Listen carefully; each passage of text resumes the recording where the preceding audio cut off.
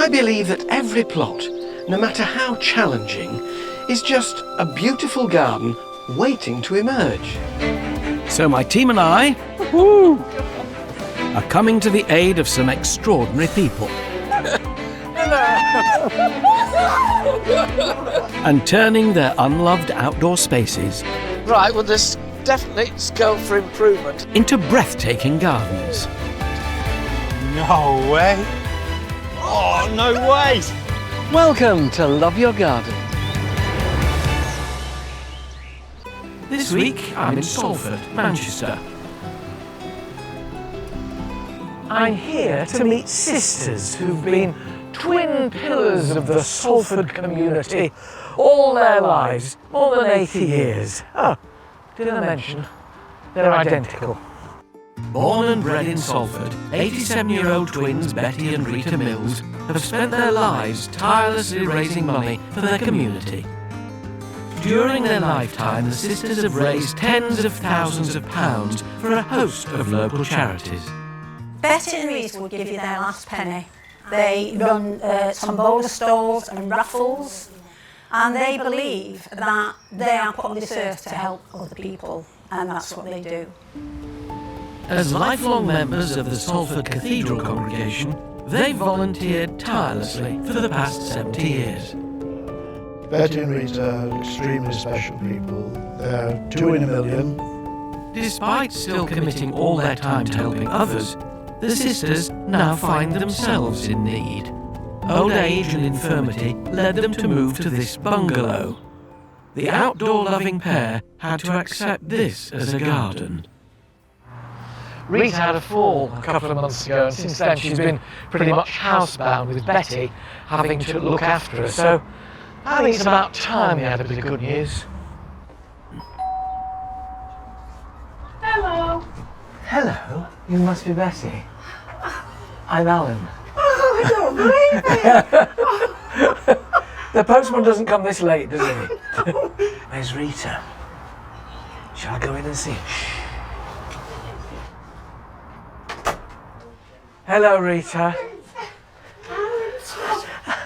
Hello. Oh, hang on a minute, I think I'm seeing double. Are we double trouble? You are, my goodness me. Now they tell me that out there isn't much to look at. No, it's not really. So would it make a bit of a difference if we did something out there? If you just swept up the floor, we'd be very happy. Give me your brush, come on. Time to see the full extent of what I've got myself into. So, oh, well, it isn't a garden at all, is it? Is it? There's a side of a garage there, and a side of a garage there, That's a nice one. and then a sort of grave in the middle. Grave. Who did you put in the grave? Who's buried in that? I'm keeping it a secret. I'm beginning to get the measure of you two.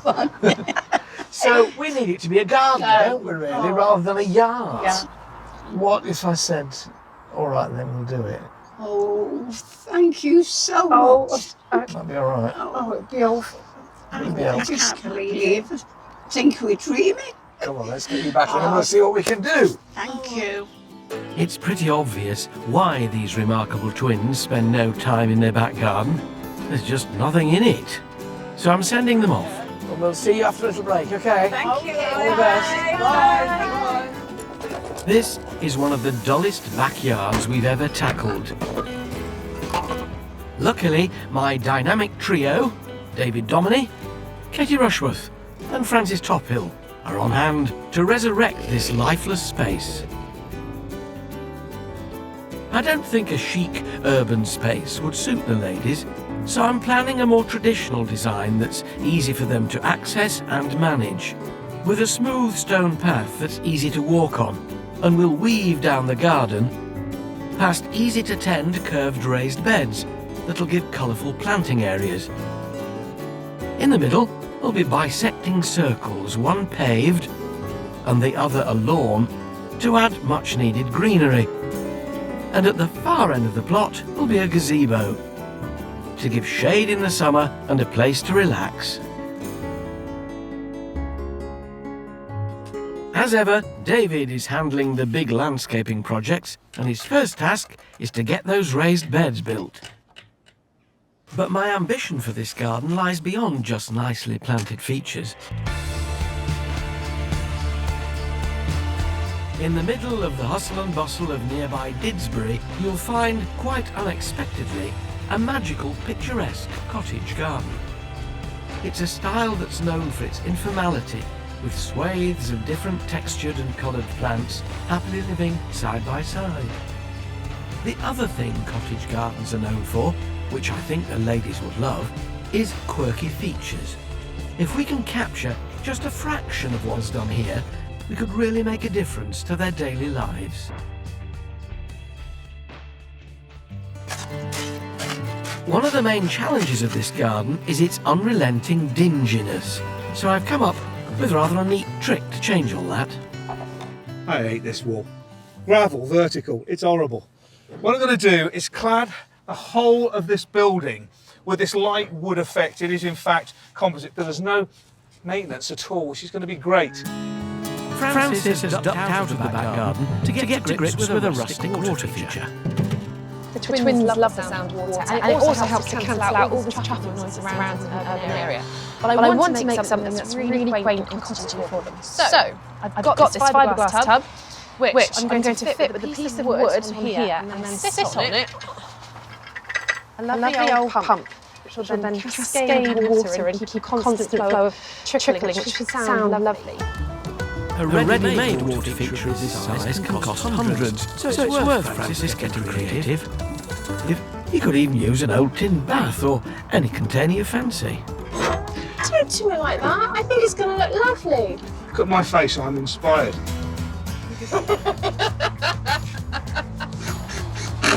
Everyone's a critic. At least my gazebo's taking shape. Which is more than I can say for the quirky feature Katie's hoping to create. This is going to be my homage to Lourdes, where Rita and Betty love to go on pilgrimage to see a beautiful statue of the Virgin Mary. Now, it's in France, and it looks effectively like a little grotto. It's been there hundreds of years. I plan on putting some sconces in and some shelves and some greenery. It feels like an epic challenge at the moment, but I like a challenge. That might take a miracle, Katie. Nothing green yet then, David? Well, nothing green, but in this game, having the soil in the bed's a good start on its own. What do you think of the cladding? It's an amazing improvement on what looked like a missile bunker before. You know, concrete pebble dash missile bunker. But that's really good. It's lightened it all up, and it'll be great when the sun comes around. It will lift the garden. And the seats in. Well, you can have a little go. Yeah. Try it out. Oh, lovely. A lovely height. So I've got the bricks to go around the outside. So this is being dressed then. So this will look as though it's actually growing out of the stonework, yeah? And if I'm a bit clever with the planting around the outside, it'll be a lovely seat You for can the sort house. of hug them with perfume then, you can't stop it. Thanks, Alan.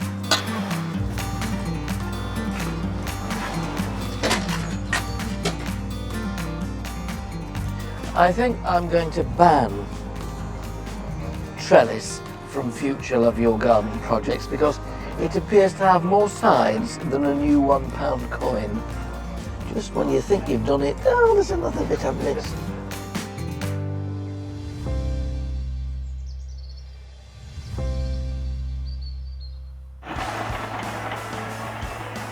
We're building a cottage-style garden in bustling Salford. Yeah, it's a well-oiled machine. For inspirational sisters Betty and Rita Mills.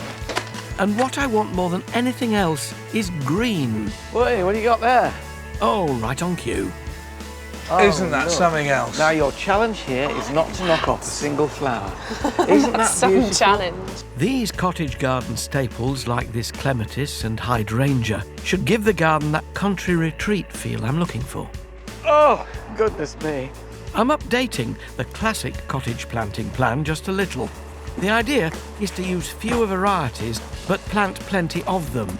I'm keeping things varied though, so there's something of interest all year round. Now, keeping to a simple colour palette like we have done here, so with this cottage theme, can sometimes, if not done correctly, look a little static. The way to add interest is to add different forms of flower. So we've got the scabious here, which has got this very delicate shape. And then we have something like this iris, which is definitely more of a statement plant. So by adding different shapes and different textures, even though you're essentially only using 2 or 3 colours, can still create a nice dynamic looking border. I thought what I'd do around these edges of these 2 circles here is plant a little dwarf hedge of box. We're a bit cautious about using box nowadays because of box blight, which can affect the foliage. But here, small amount, we'll risk it. It looks beautiful. And I thought I would punctuate it with sort of bollards at the end, bollards of clipped box. So 1 there, and then these will come all the way around these curves. You may think that box is strictly a stately home plant, using those formal parterres, but it's also traditionally been used in cottage gardens. They would even dry their washing on it. I want my patio to cheer Rita and Betty up the moment they step into their back garden. And what could be more cheerful than one of these gorgeous little flowers? They're called auriculas. I want to make a special display of these auriculas, but first I need to pot them all up. And they're quite specific in their requirements. They do not like to have their feet wet, so loads of gravel in the bottom of the pot will stop them from getting too damp, keep the drainage nice and free.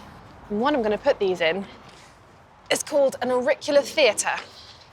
Now, this isn't a Victorian invention, but it's become really fashionable again in recent years.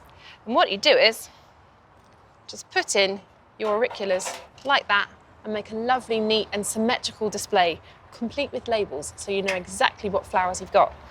I think they look really cool. Originally alpine plants growing on the sides of mountains, there are hundreds of varieties of auricula, and they bloom in April and May. There, that's beginning to take shape. You can buy a galvanised shelf unit like this one for under £50, but you could paint up an old shoe rack or a wooden CD stand to get the same look. I hope it really brightens their day. I think it's lovely. While Frances tends to her theatre, I'm getting to grips with a little area of planting too. I love this tiny weeny bed shaped like an eye, which is where the 2 circles kiss and slightly overlap. And I'm going to put fragrant plants in here. This is thyme, silver posy, so that when they walk from one area to the other, they'll brush past it and get a lovely aroma. Next door, Katie's busy creating a reflective feature for her homage to the twins' pilgrimages. This pretty mirror is to go in my Lourdes-inspired art grotto. And I'm just kind of zhuzhing it up around the edges using these lovely glass pebbles. They have a flat bottom, so they're really easy to attach. And these are available in most arts and craft shops and even some garden centres. I could have used mosaics, but I love the translucency of these. They really kind of make the light bounce. And mirrors are perfect for small gardens because they give the illusion that the garden is twice as big because they reflect the garden back at you. So it's going to transform that little arch. Very nice, Katie, but I've got some lofty ideas of my own for the bed I'm planting. What the box will do here is act as a curb to stop all the plants inside of the exuberant planting falling over. And I'm putting 1 or 2 big ones in first to give us height, including here, this beauty, which is a weeping silver-leafed pear. It doesn't have much in the way of fruit. They're small and hard and not really edible, but it does have beautiful silvery grey foliage. And as you can see, when the sun shines on it, it almost glitters. If you're feeling really cruel and it suits your purposes, you can actually train this into a lollipop, you know, round. But you would really rather lose the charm of its habit, which is gently weeping with these branches just coming down. Here, though, once it starts to grow over the path, tip these back and they'll stay within bounds. Nothing on it in winter, but you get more light in then. But in summer, when the sun shines, look at the way it sparkles. Frances's water feature is ready to be plumbed in. Thanks, Andy. Perfect. You can make pretty much anything you like into a water feature, as long as it has somewhere for the water to sit, and all you need is a little pump like this, and a plug to put it in. Fingers crossed it works. Now, Betty and Rita had a yearning for a little lawn, and even though there's not that much room, Katie's happy to oblige. I love it when the turf goes down. It transforms a bare patch of soil into something that's alive. And every cottage garden needs a nice bit of lawn. It's like putting down a rug in a living room. Adds that nice cosy feel and look lovely. There are all manner of posh edging tools for a lawn for when you're laying turf. Nothing is better than a bread knife. This was my job, but Mr. T is doing it. OK, away you go. Voila! One lawn. Lovely. Dainty but delightful. The first area the twins will see when they come out of their back door is the patio, and Francis is making sure it's going to greet them with fragrance and colour. This little plant is called dianthus, and it's an absolute stalwart. It will grow where most other things won't grow in the drier spot, and it will keep flowering and flowering if you keep cutting off the old flowers. And the flowers smell lovely as well. I really love these plants. Katie's contemporary-styled grotto is starting to look very swish. Perfect. Yeah, nice one. Don't you look at it, you'll break it. Go on, where were you? I'll get the reflection on the back of my trowel then. I look a lot better.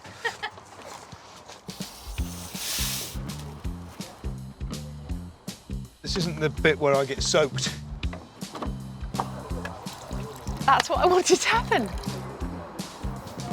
If you ever get soil in the middle of your succulents, it's a common problem, and you want to clean it out, dry paintbrush, just flick it out. Betty and Rita, Rita and Betty. Alphabetical order, it's fair.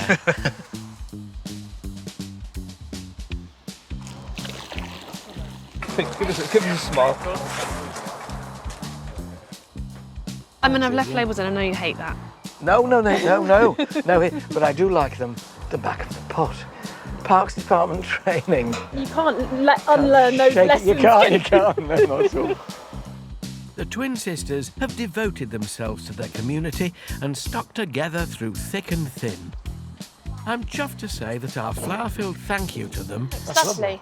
is finally finished. Just a few days ago, this garden was a drab grey concrete space with nothing of interest apart from a painted metal bench, which we kept, and a slightly sinister-looking flower bed, which we didn't. For Betty and Rita, it was a no-go area, an eyesore that bore no similarity to its joyous and giving owners. But now it's transformed. A space every bit as bright and colourful as they are, that I hope will delight and reward these amazing charitable sisters for the rest of their days. The grey has been replaced by white, with every wall of the garden being transformed. Stepping from their back door, they can enjoy the sounds of a bespoke water feature in the area that Francis created for them. David has built 3 raised beds, a floating bench, and garden arch to pull the eye upwards. Katie's new grotto is a homage to the twins' trips of pilgrimage to Lourdes in France, and is the perfect spot to enjoy the new circular lawn that's been laid. For more information on how to build this garden, go to itv.com/Alan. Welcome home. Thank you very much. Lovely to see you. It's lovely to see you. Let's help you out. These wonderful twins had lost their garden when they were forced to move home because of their advancing years. Nobody's letting go of anybody. For far too long, they've had to look out on a drab backyard without a hope of change. Don't open your eyes yet at all. I can't wait to let them see what they have to enjoy now. And now you can open your eyes. Oh my God. I don't believe it. Oh, I don't believe it. It's absolutely wonderful. Oh, thank you so much, Alan. You're very welcome. Oh, I can't. Can you remember what was here before? In our house. You're in your house. Well, if you look back at your house, you might think that looks a bit different too. Oh. I don't believe it. You've got a little, it's called an auricular theatre at the end. It's got little primulas in it for the shelving unit and bits. Oh, that's gorgeous. Oh, and all the fence has been painted. We've been very busy with the paintbrush. Sitting area on your terrace. Oh, sweetie. Can't believe it. We're only at the beginning of it yet. Oh my God. Oh, this is unbelievable. I'm going to wake up. Oh, I'm in dreamland. Now over there, Look, look. we brought loads to you.